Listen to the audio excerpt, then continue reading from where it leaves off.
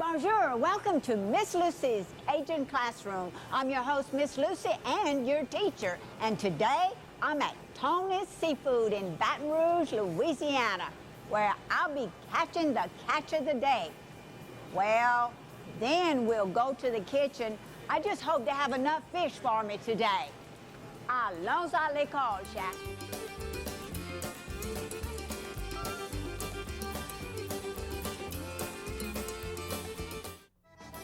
The Louisiana Seafood Board is proud to sponsor Miss Lucy's cooking series.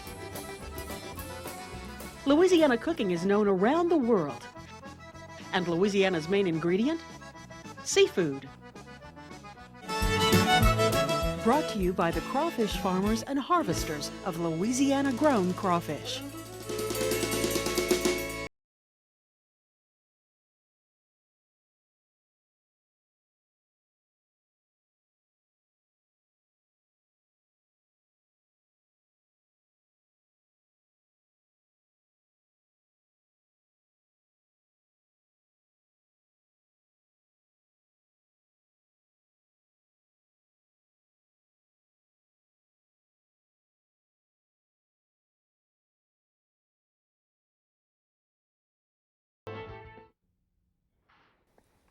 Bonjour, welcome to Miss Lucy's Cajun Classroom. I'm your host, Miss Lucy, and your teacher. And today, I've got a wonderful fish dish to teach you how to cook. But first, I need to go out and catch some more poisson.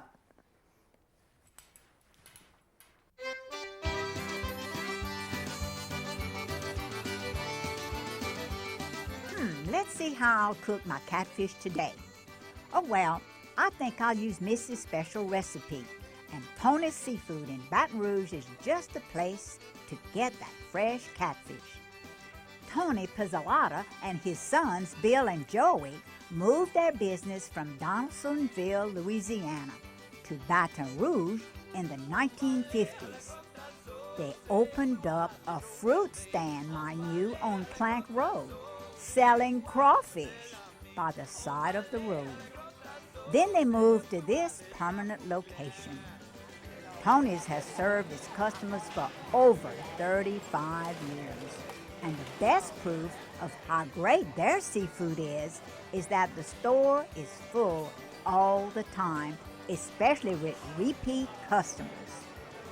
Tony's serves up live, boiled, and frozen seafood fit for any need. But let's get to the main ingredient for my baked catfish dish. I'll get Steve LeBlanc to help me catch a beauty or two. Well, Steve, I need some catfish to fry today. So, is this the cement pond? This is the cement pond. This is where we have all our catfish. Go ahead and grab you one, Miss Lucy. Well, I'm gonna try. You think I can catch one? I'm sure you're very capable. Sure. That. Woo, look at this. I did it. You caught it, Miss Lucy. That's right. You did great. Steve, tell me all about this precious little fish, which I'm about to throw in my pot. Yes, ma'am. Well, I'm going to tell you, the catfish that we have here in our cement pond actually come from farmers, catfish farmers. They're pond raised and grain fed. We tend to shy away from the wild catfish that live in the rivers and the streams and the lakes because catfish are scavenger fish. And as a scavenger fish, there's no telling what they might eat. They're like us Cajuns. They eat anything if it's not eaten. Most probably, right? I agree with that.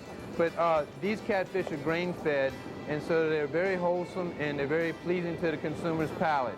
This is an opportunity for the consumer to always have a consistent flavor when they're buying pond-raised and grain-fed fish. They come here and they pick the size they want, and then y'all dress them for them. That's correct. We can dress it, we can fillet it, we can steak it. We even have some customers that keep the bones from the fillet and fry that up and eat those as well. These are some of the most beautiful catfish I've ever seen. Let's get Steve to tell us all about them.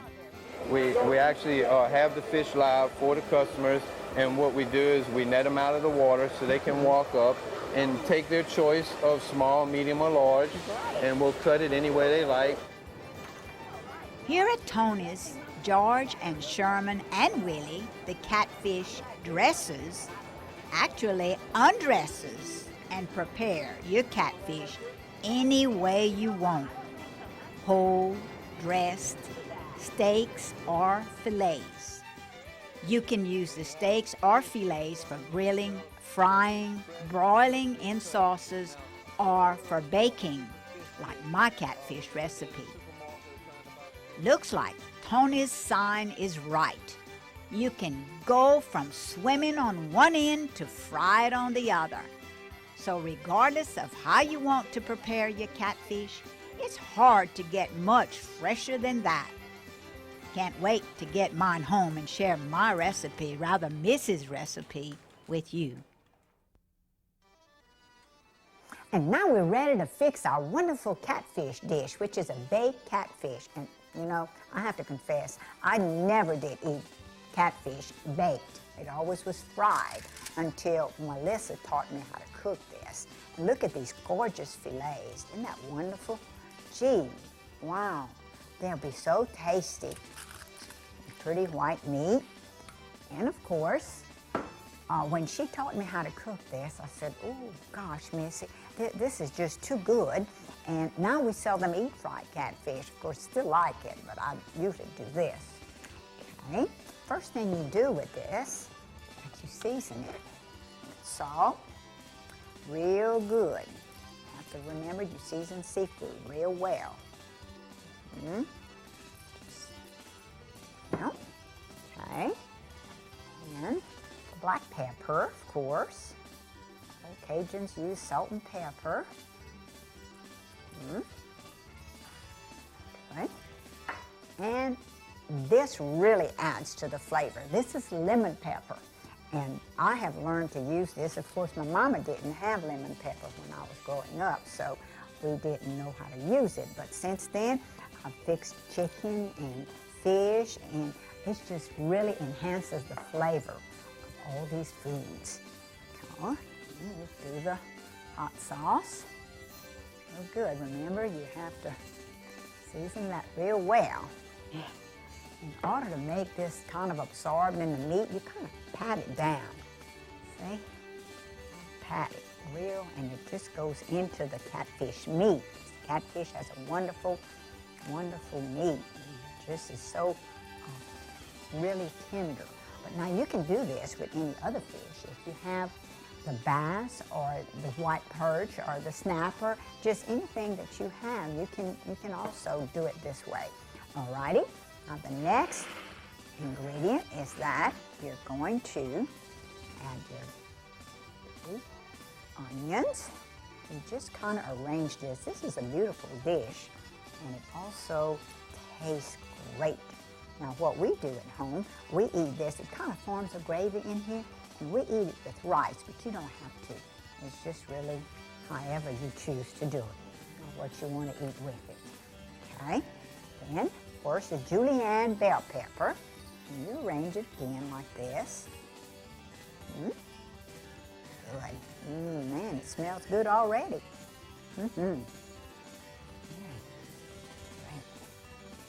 And the more you put of the vegetables, I really think the better it tastes, because it gives it a very good flavor.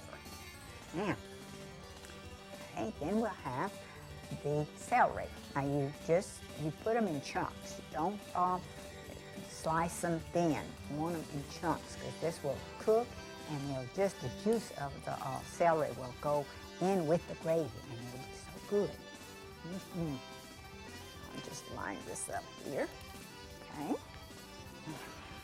Of course, you want your fresh tomatoes. This is Old-Grove tomatoes, and they are so tasty. However, if you don't have fresh tomatoes, you can use the canned tomatoes. So you just put them over all your fish, just like I'm doing the fresh tomatoes. And if you want to, you can peel them, or you can leave them with the peelings on. I didn't know how to peel tomatoes until I moved to Northeast Louisiana. Mama never peeled her tomatoes. But since I moved here, I've learned how to peel tomatoes, and it really is good. All righty. Oh boy, look how pretty that is. All right. Then you add your onion tops. You just lay it on top here. There's green onions. There's a song called Green Onions, by the way. It's me and my cameraman's favorite song. Okay? Then you have your lemon. Just slice them up. Sort of wagon wheel type. Up here. This, I like to eat, really, I eat the lemon. After it's cooked in the fish, I just eat the lemon just like that. Right it? Then you take your lemon juice that you have and you put it over the fish and everything. Okay. Good. Okay. And you add a dab of water. Make sure you add the water. I made the mistake. The first time Melissa told me how to do this, I think she just assumed I knew that I had to add water to it. And, oh my gosh, I forgot to ask her about water. I didn't add any, and I baked it, and it kind of burnt around, and the fish I peeled it out of the dish. She said, Mama, no way. So I had to throw my fish away, and I was so heartbroken. But anyway, then you cover this with oil, and you bake it for an hour at least. And you uncover it, and you bake it for 15 more minutes. And then, oh my gosh, you serve that, and it is just wonderful. That does our fish. And then next, I'm going to teach you how to cook Cajun cabbage.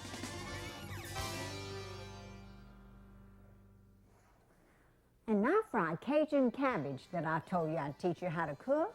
So I've got bacon cooking in here already, just to make enough of that bacon grease in there so the cabbage will fry in here. So you cook all that together. So while this is rendering, new word of today, I'm going to go ahead and teach you how to core cabbage and how to slice it. Of course, this is the first green leaf. I'm going to pull this out. Okay. Then I usually just cut it this way. It's very simple. You take the core out. Okay.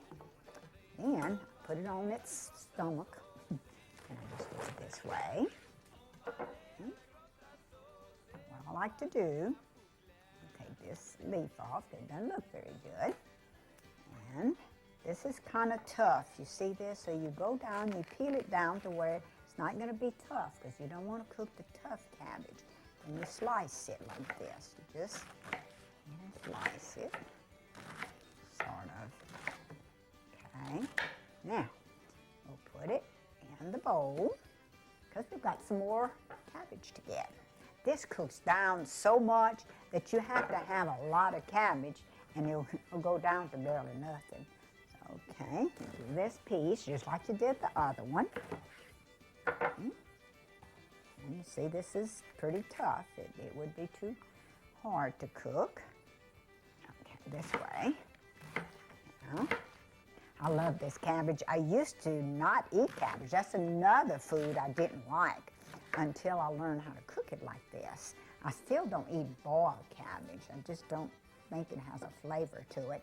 But man, this bacon just gives it a wonderful taste. So I could eat that just for a meal. Okay. Then you take the core out, because you know if you cook this core, it's not going to taste very good. It's going to be real bitter, so you don't want to have the core in there. You want to cut it out. Make sure you do, okay? Like this.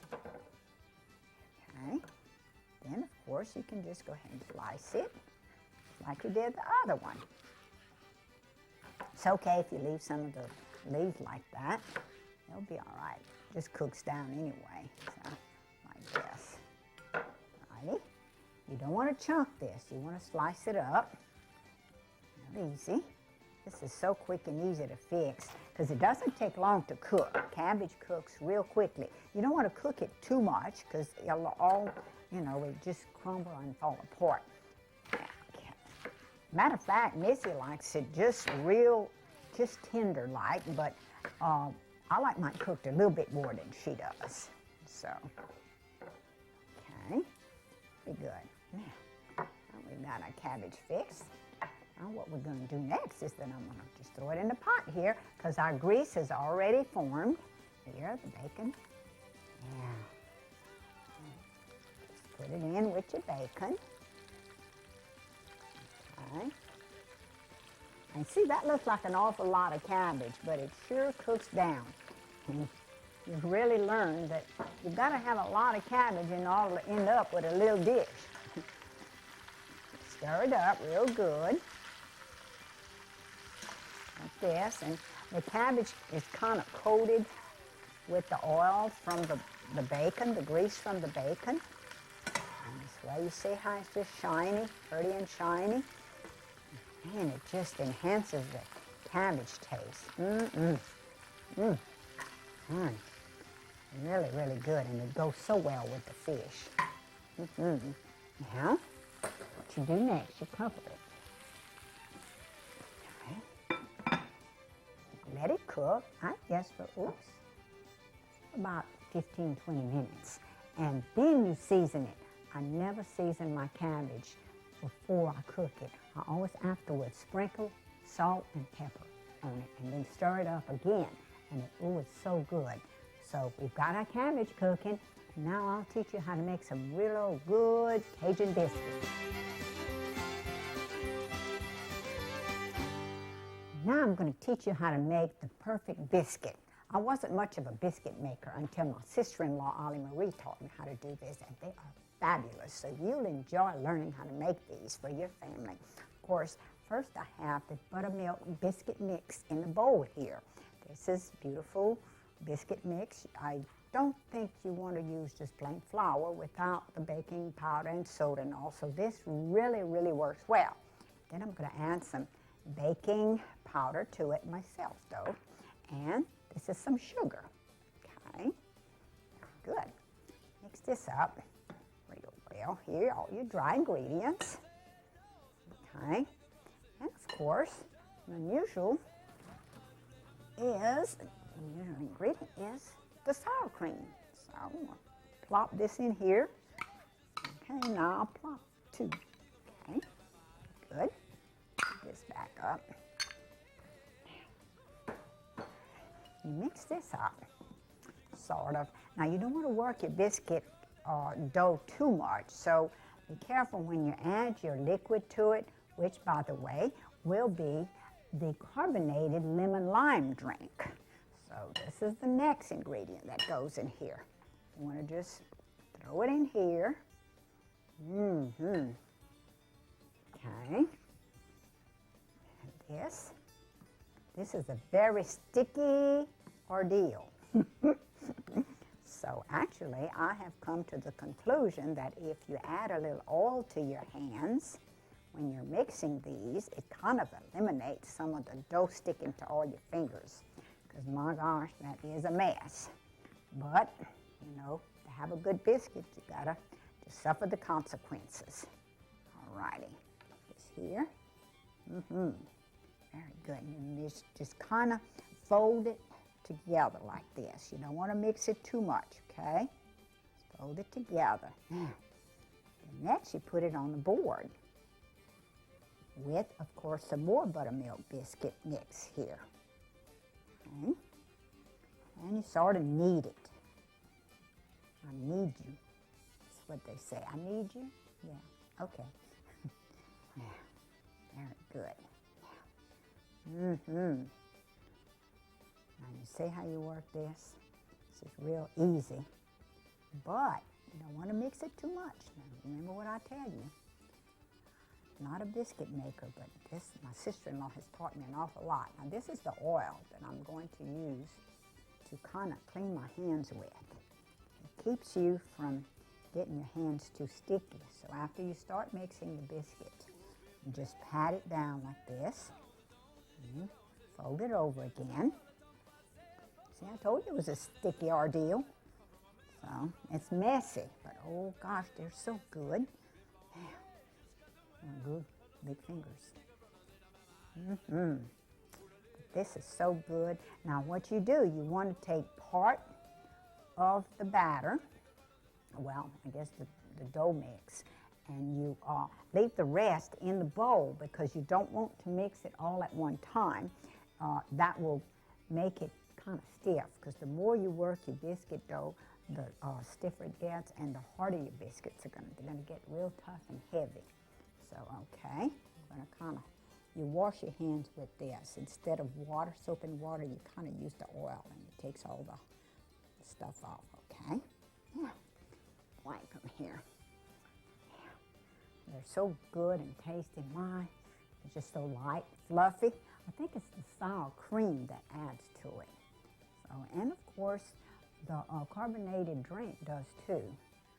Okay, see how you pat this? Mm-hmm. Good, good. Okay. Now, of course, I've got an old, this is one of the old cookie cutters and dough cutters that we used to have. Put a little flour on it, a little biscuit mix on it, and you cut your biscuits. You kind of pat them out. You have to kind of push them out because they stick to the cutter. And you put them in your pan that you're going to bake them in. Okay. I told you it was a sticky ordeal. You put them about 2 inches apart because they'll sort of get thicker and wider. So you don't want them to touch each other. Good. These are so good for in the breakfast. You can eat them for breakfast, or a lot of people eat them with gravy. And of course, that's what we're going to do today, because with our catfish, we're going to have a lot of good gravy that we're going to eat the biscuits with. Okay?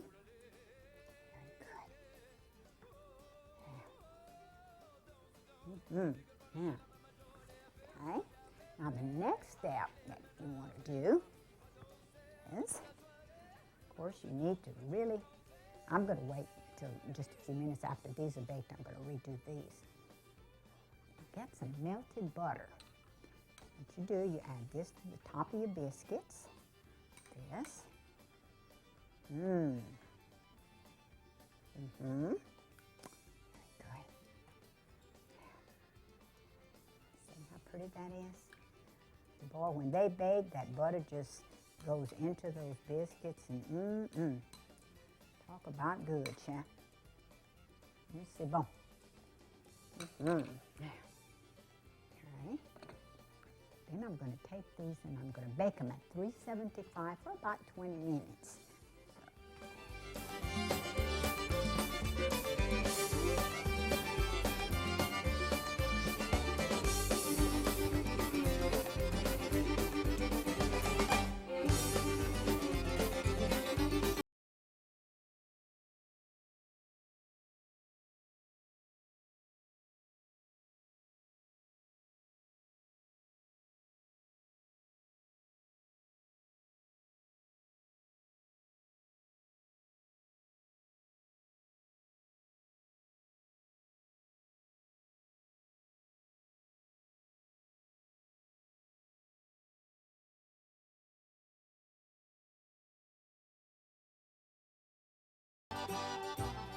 This is my favorite fishing hole. Of course, while I relax, I'm going to read a letter.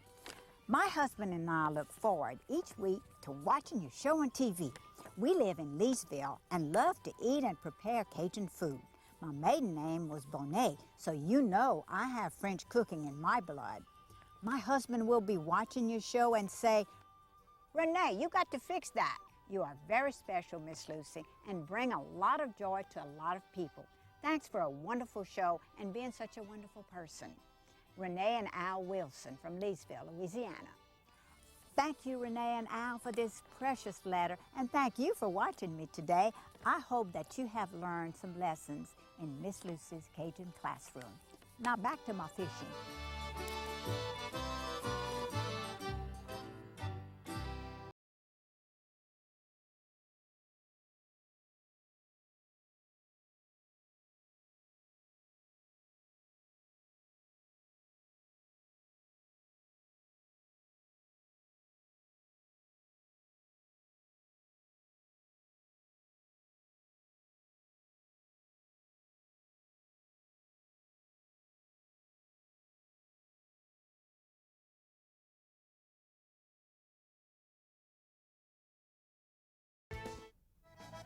The Louisiana Seafood Board is proud to sponsor Miss Lucy's cooking series. Louisiana cooking is known around the world. And Louisiana's main ingredient? Seafood. Brought to you by the crawfish farmers and harvesters of Louisiana-grown crawfish.